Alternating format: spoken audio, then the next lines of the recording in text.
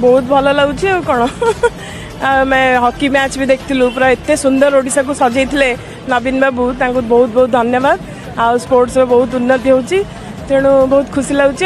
श्रीजुक्त माननीय नवीन पट्टनायक द्वारा sports infrastructure तो बहुत डेवलप निहाती ओडिशा सबू वर्ल्ड लेवल रे भी माने कौन प्रशंसा पाई चली पाइब भी आग को नवीन सरकार को बहुत बहुत धन्यवाद आउ से टाइप रो माने अरेंजमेंट कर बहुत बढ़िया आउ तांको टाइप रो केही भी हेबेनी बहुत बढ़िया। मु मुख्यमंत्री को धन्यवाद जणेबी जा हो आमे अति निकट रो आमे वर्ल्ड कप देखियार सुजोग पाउछु एवं मुख्यमंत्री मध्य गाँव रु सहर जाए क्रीडार उन्नति विभिन्न विभिन्न कार्य चलती।